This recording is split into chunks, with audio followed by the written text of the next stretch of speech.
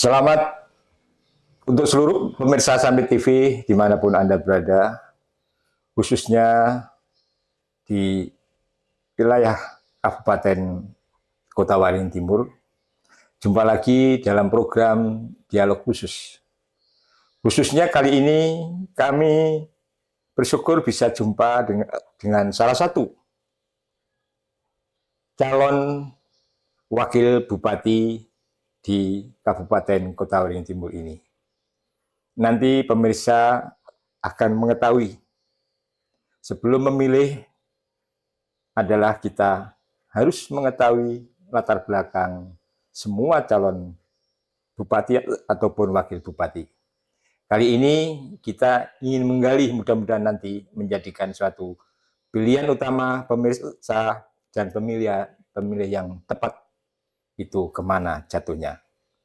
Mari kita perkenalkan kepada narasumber kami, yaitu Bapak Siono. Kami memang hadir khusus di kota kecil, yaitu Kota Pragian. Mari kita ikuti selanjutnya setelah pesan-pesan berikut ini.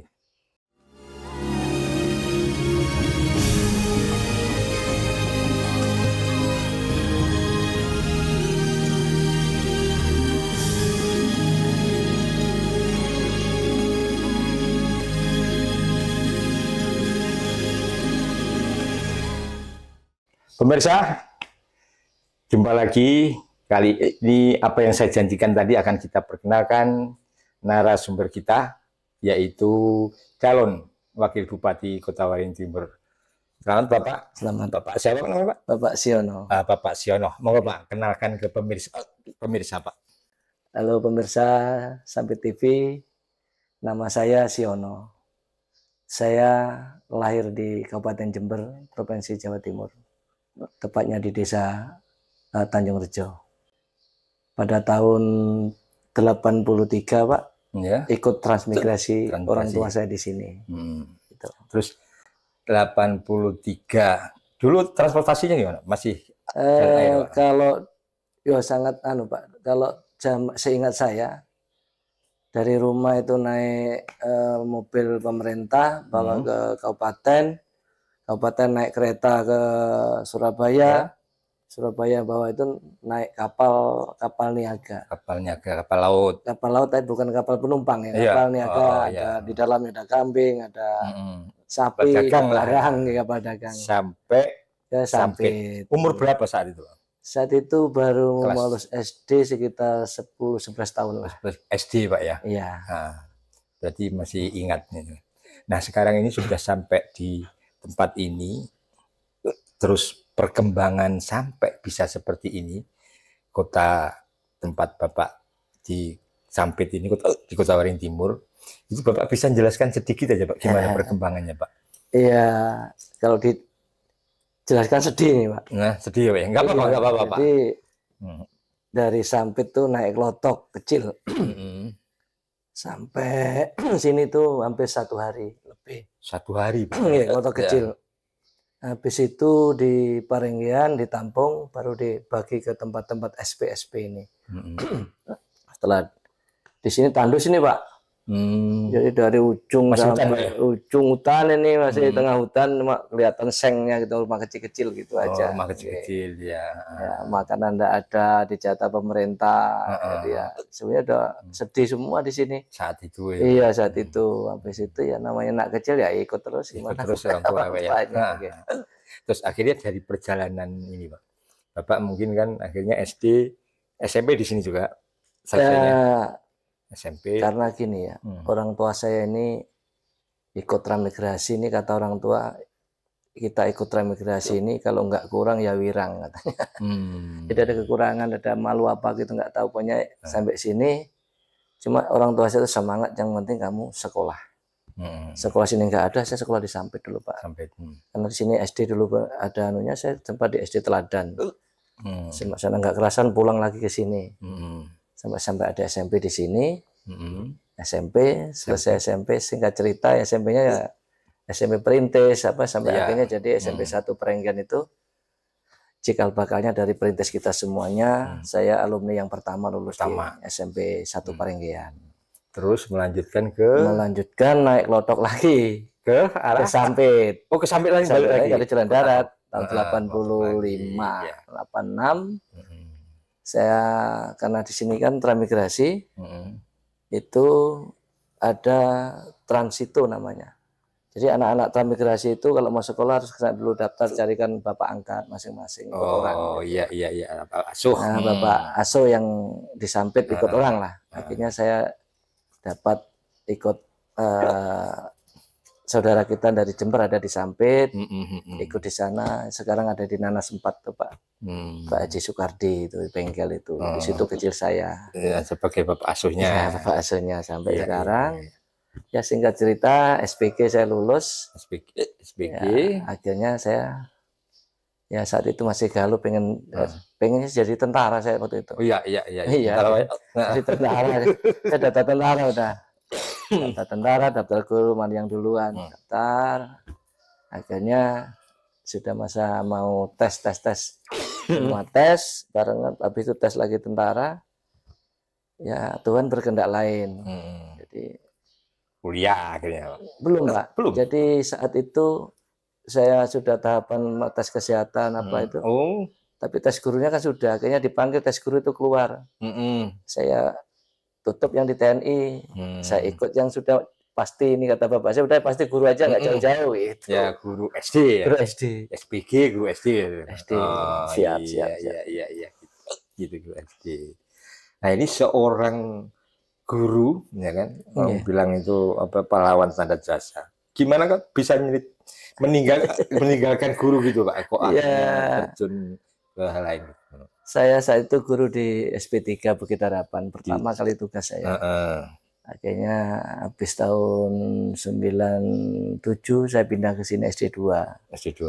Nah, dengan berjalannya waktu, kegiatan sosial masyarakat dan sebagainya, ya akhirnya masyarakat itu Pak Guru, Bapak Nyalonja Kades katanya. Jadi guru itu. Saya diizinkan untuk izin Pak Bupati waktu Pak Wahyudi, nyalon kepala desa. Ya, alhamdulillah akhirnya terpilih jadi kepala desa. Jadi kepala desa di desa ini. Jadi kepala desa, jadi guru. Kaitan pendidikan pada desa, kaitan ke pemerintahan, atasi pemerintahan, saya sudah mulai berpengalaman nih Pak dalam bidang pemerintahan ini. Secara nggak langsung saya kuliah jadi ilmu pemerintahan. Jadi kalau dulu saya ikut diploma 2 di Unpar, sambil kerja jadi guru, saat jadi kepala desa, saya belajar ilmu pemerintahnya di situ, sambil ikut kuliah jarak jauh. Ada cerita jadi kepala desa juga pernah ngajar juga Pak? Iya. Sambil ngajar kepala desa. Karena memang kekurangan. Satu kurang guru. Iya. Jadi begitu ada senggang waktu saya bantu juga. Kan dekat antara balai desa dengan itu kan seberangan. Situ masih kita komunikasi. Saat ada kurang guru saya sempat ngajar sebentar. Gitu kan. Artinya susah ya ditinggalkan. Iya. Karena karena ya alhamdulillah saat jadi kepala desa banyak kenalan, banyak teman. Akhirnya kami ingin bangun desa ini, ikut lomba desa.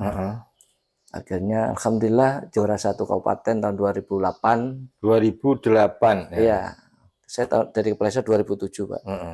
2008 tuh langsung lomba desa tingkat provinsi, saya juara 2 se-provinsi. Habis itu ibunya ikut lomba PKK lagi, juara 2 juga. Akhirnya dikenal orang itu, dari situlah. Terus cuma pangkat nggak bisa naik saya. Terus akhirnya setelah jadi kades kepala desa, nah, ya kan Pak. Terus kok bisa lari ke pemerintahan, ke kecamatan dan sebagainya? Karena saat itu di 2007 sampai di 2010-11 tuh guru kan ada penyesuaian sertifikasi. Sebagainya ada syarat-syarat tuh Pak. Saya kan nggak bisa ngikuti karena saya kepala desa. Cuma saya masih pegawai negeri nggak hilang kan tetap ya. Tunjangannya tunjangan anak istri sama beras dan sebagainya dapat. Tunjangan yang kayak guru-guru lain nggak dapat saya karena nggak ada bukti fisiknya. Pangkat nggak naik. Terus dengan waktu Akhirnya saya karena nggak bisa ke guru sama Pak Bupati dulu waktu Pak Supian Hadi, saya habis jabatnya di 2012 itu, saya diangkat menjadi kasih PMD. Kasih PMD. Di Kecamatan Baru di Tualan Hulu. Tualan Hulu. Jadi ada pengembangan pemecahan dari Parenggian, ada Kecamatan Baru Tualan Hulu, Pemekaran. Itu saya mendampingi Pak Camat Purandi yang pertama dulu. Saya jadikan kasih PMD. Karena ngatur desa senang aja, saya ada kepala desa kan, tahu ilmunya, tahu nih. Masih nyambung terus lah. Jadi begitu jadi kasih PMD, tapi dulu nggak ada dana desa, yang belum ada. Belum ada ya. Belum, masih ya dana desa, bantuan-bantuan ya, itu yang bantuan anggaran. Seingat saya itu desa paling besar itu cuma 80 juta, ada yang 60, ada yang 40 juta. Bantuannya cuma itu saja, nggak kayak sekarang miliaran gini. Akhirnya dari sana kan bisa jadi camat. Saya lagi setelah proses jadi kasih itu 2 tahun, ada mutasi, ditawari saya jadi di Kecamatan Parenggian. Nah, eselon saya nggak mau, saya dipindah sini jadi Lurah Parenggian. Lurah di Lurah Parenggian, kelurahan ya. Kita kerjalah, kita pokoknya saya itu senengnya ya kerja di lapangan, was pokoknya nggak pengen melihat itu pekerjaan berantakan. Jadi sesuai tupoksinya ya udah saya kerja jadi lurah. Jadi lurah, pada akhirnya sini ada lurah tuh Pak? Di ibu kota kecamatannya. Kelurahan. Satu aja berarti. Satu aja. Yang lainnya kan desa. Lainnya desa. Iya. Lanjut dari lurah 2014. Berhasil juga. Alhamdulillah saya gebrakan bla ini ya nggak tahu nilai atasan lah. Ada pelantikan, saya dipanggil tahun 2016, saya jadi camat. Tugaskan di Telaga Antang. Camat Telaga Antang. Tetangga. Uji coba tapi agak jauh dikit lah. Yang karena syarat dan sebagainya, alhamdulillah Pak Bupati saat itu menyekolahkan saya Diknis Camat di Bandung. Karena sertifikasi harus punya inilah supaya kayak temannya. Saya berangkat sekolah lagi. Jadi yang tahap pertama itu banyak untuk pendidikan, Pak. Untuk mensetarakan supaya sama dengan pemerintahan secara sertifikasinya. Berapa Pak? Berapa tahun jadi camat di 2 tahun. 2 tahun di sana. 2 tahun. Gimana menurut Bapak hasil jadi 2 tahun pertama? Karena kita itu kepanjangan bupati, yang mana kebijakan bupati kita amankan, bagaimana itu cara, ya sudah nanti, karena masyarakat mungkin sudah banyak yang lihat lah. Habis selesai di sana, pindahlah di sini tahun 2018, Pak. 2018 ke sini. Ya pulang kampung. Pulang kampung sampai pensiun, Pak. Sampai pensiun kemarin. Pensiun. Iya, 6 tahunan. Ini berbicara pindah dari camat jadi camat. Iya kan? Karena saya dulu nggak sekjam, langsung lurah, langsung camat. Lurah camat kan? Iya. Terus ke sini pindah camat. Berarti sesuatu keuntungan, lokasinya di kampung sendiri. Berarti apa yang Bapak bantukan pikiran ataupun waktu untuk kampung sendiri, gimana Pak masyarakat menilai Bapak secara umum gitu? Sesuai tupoksinya, alhamdulillah selesai dengan baik. Cuma karena kalau belum tupoksi kita, contoh untuk infrastruktur ini kan Pak, ini kebijakan bupati, kebijakan gubernur, ya situlah yang kita melalui usul-usul saja. Nah sampai sekarang juga sebagian besar usulannya belum sampai saya pensiun, ada beberapa akses jalan yang belum dibangun, tapi usulan itu jalan. Dan alhamdulillah saat sekarang beberapa usulan kita melalui Pak Bupati di desa kita ini sudah mulai bulan ini sudah mulai dikerjakan. Yang di Karangsari sampai Beringin Jaya juga sudah mulai masuk proyeknya. Pas saya pensiun langsung ada. Cuma beberapa seperti di kelurahan itu masih belum Pak. Seperti penanganan sampah itu belum selesai. Tempat pembuangan sampahnya masih belum siap aksesnya. Mudah-mudahan camat yang mengganti saya ini bisa melanjutkan dengan program yang ada ini.